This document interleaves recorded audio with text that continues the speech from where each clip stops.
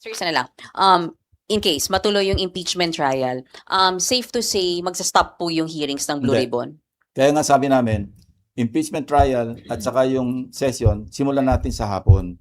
Para yung umaga natin libre, para yung committee hearings, not only yung Blue Ribbon, kundi other legislative, yung mga bills pending, magkaroon ng space para sa committee hearings, para ma-report out pag may session. Kaya pinag-aaralan namin yung scheduling eh.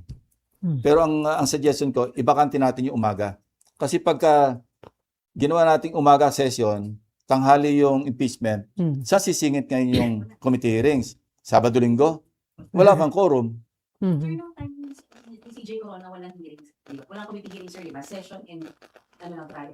Yeah, parang gano'n. Kasi merong umaga tapos hapon. Pero sir, Pero ngayon marami kasi simula lang ng ano eh. Ang difference kasi noon, bandang December na yun eh.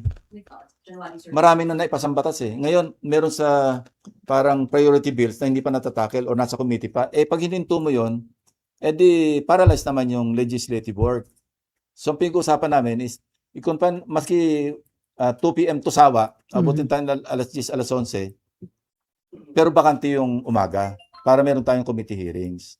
pero sir, nakikita nyo na magiging smooth yung proseso dito sa Senate considering na si Senator Robin Padilla, sinabi niya na role ng minority yung kumontra. So yung pagkundin pa lang sa impeachment court, sa tingin nyo may mag-a-attempt na Na-expect naharangan? na namin yun eh, na even yung convening of the Senate As impeachment as court. an impeachment court, i-objectan yun eh.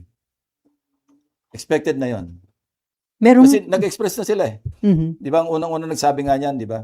Kukwestiyonin ko muna yung basihan, yung basis ng articles of impeachment. Mhm. Pwede ba yun? Something like that. I'm not sure kung yung pag-paraphrase ko accurate. Mhm. Oh.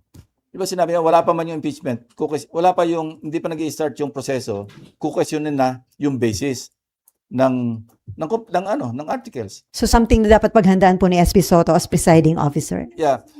We're planning to, kasi si Senator Subiri, majority leader, hindi rin lawyer. Mhm. So we're planning to appoint an impeachment manager. Tingnan namin si Senator Kiko para lawyer. Mhm. Total, BFF din naman siya ni Senator Marcoleta. Not in the same degree, not in the same category. Pero BFF din naman sila eh. Anong role niya? As impeachment. Hindi, parang siya yung, alam ba, may mga question of law na pwedeng interpret. Mhm. Kasi kailan kabisado mo yung rules of court, di ba? So, although, ang mananaig dito, yung rules of impeachment. Suppletory yung rules of court. So, mas mainam na yung merong lawyer do sa, si SP hindi rin lawyer, nagka-crash course nga siya. Pero mas mainam na yung lawyer na sanay sa trial. Oh. Mhm. Para more or less, masisignalan niya man lang si SP na yung objection would be overruled or sustained. Mhm. Di ba? Mas maganda na yung ganun. So, hindi pa namin na i-take up to sa majority or sa buong Senate. Suggestion Pero pa kami lang na yun, sir. nag-uusap, sinuggest ni Senator Subiri. Mhm. And nandun ako nang nag-suggest siya. Si SP, amenable siya. Sabi ko, I also agree. Kasi kailangan natin talaga, merong legal mind Mhm. na talagang yung lawyer na nandiyan. Kasi tayo, mga abogado lang naman tayo na pamisa-misa nakakatsamba.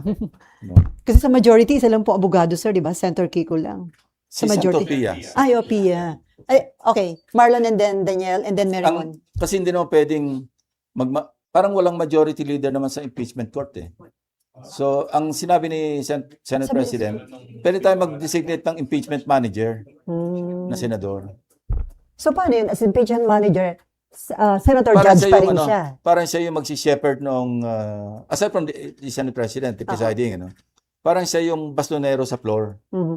Di ba? Pero parang majority leader. De facto, parang gano'n. Pero Senator Judge pa rin siya. Of course, of course. Okay. Hindi naman siya magpapakita ng bias kung siya yung yung orderliness, di ba? Parang Magtitimon. no? Parang may manggugulo, siya yung parang, hindi, dito muna, doon muna. Parang yung orderliness ng trial. Marlon, Daniel, and then Narimon. Sen, napag-usapan na po ba ng leadership? Kasi you were saying before na baka mga June pa mag-start yung mismong trial Ano ko kung lang yan, sakasakali. based lang sa yung 10 days, 5 days, Yes. preliminary conference, based lang yun, in-estimate lang namin yun. Baka nga abutin pa ng July. baka umabot ng July. July. Yeah, and if Baka that first week of July. and if that happens Okay. po Yung trial Sen, proper. Apo. And if that happens po, Sen, definitely maaabutan niya yung budget season, yung budget call.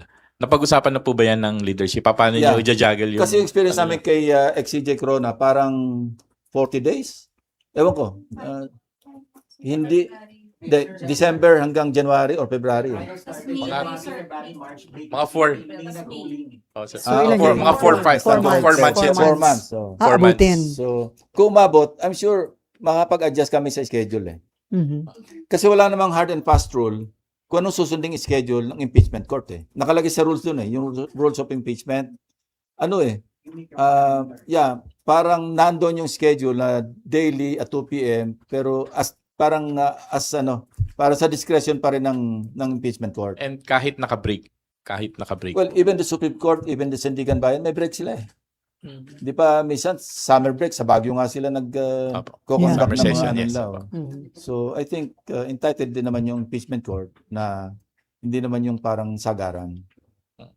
Okay, Daniel. Wala naman naka-detain eh. Wala naman na-impede na liberty.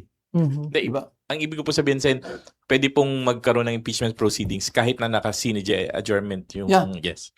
Basta Yeah. nag-start, Mm, mm. makapag-convene. Maski naka-break, pwede mag-proceed Mhm. yung trial. Kasi independent naman ng Senate yun.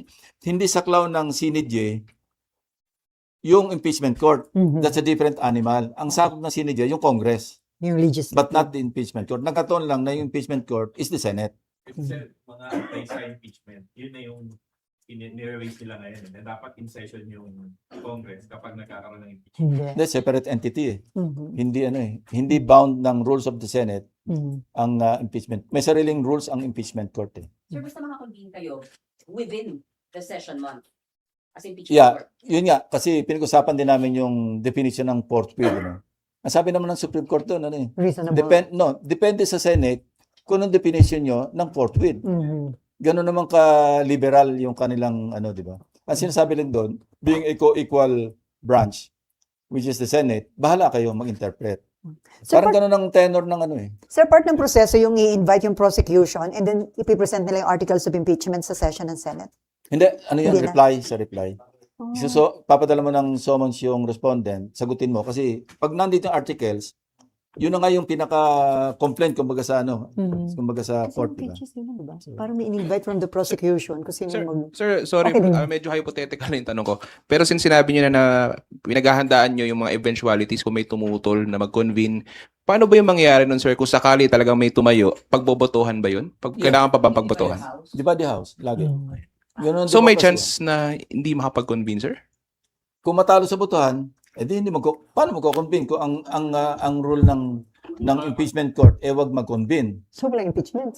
Pero sir, di ba trabaho niyo Let's mag-convene? cross the bridge when we get there, Kasi sabi nga hypothetical eh. It has not happened yet, but in any eventuality, we should be prepared to tackle that.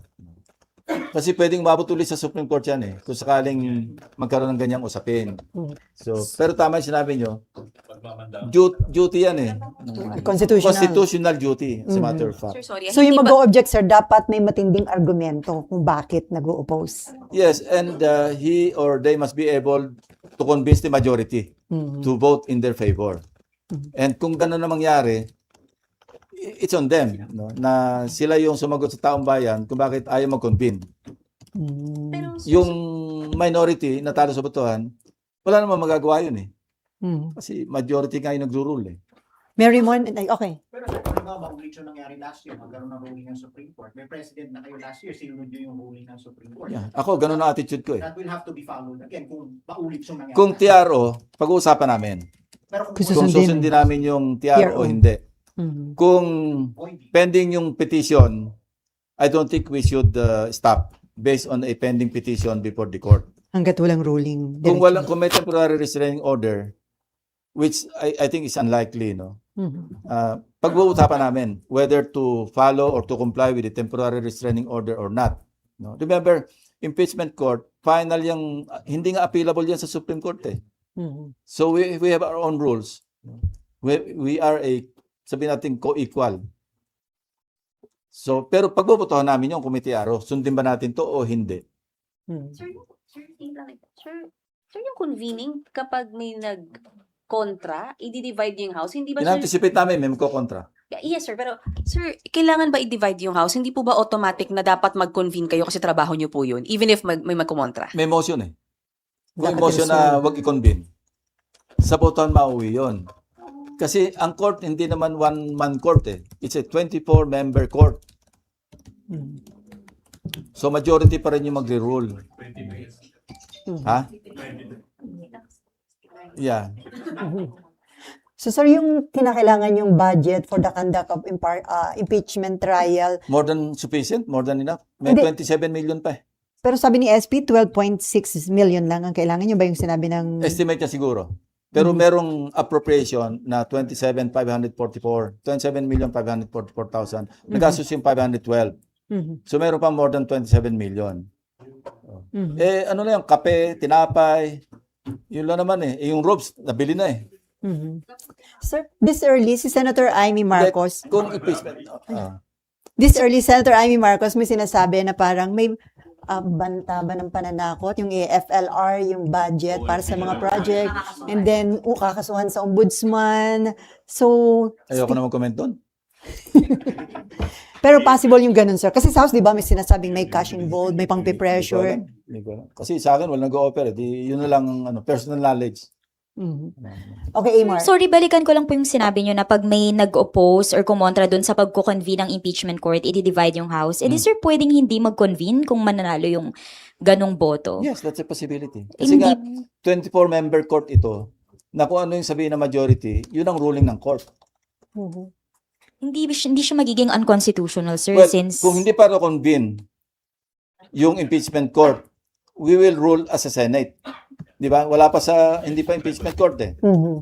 So Senate yung magro-rule as a body kung magko-convene ba kami o hindi. I'm sorry, it's not the impeachment court who will decide by a vote of majority kung magko-convene kasi hindi pa nga naka-convene. Senate pa lang, sorry. I have to Oo nga correct pala. myself. Kasi hindi pa kayo nakakapag-convene. Eh. Yeah. Di-divide talaga. Hindi siya magiging unconstitutional, sir, or baka ma-open to possible Well, yun ang magiging questions. argument ng mga hindi papayag na hindi mag-convene. Yung constitutionality noong argument na dapat mag-convene. Because sinasabi ng Constitution, mag-constitute kayo as an impeachment court forthwith. Mhm. So kung gano'n na mangyari, sir, tao na lang yung huhusga sa mga bumoto para Well, huwag pwede may magdala ng case sa Supreme Court. Magruruling ng Supreme Court, kailangan mag-convene kayo. Or hindi. Depende. Okay, Sila yung ba- final arbiter. Remember, they're not dealing with the impeachment court yet. They're dealing with the Senate. Di ba?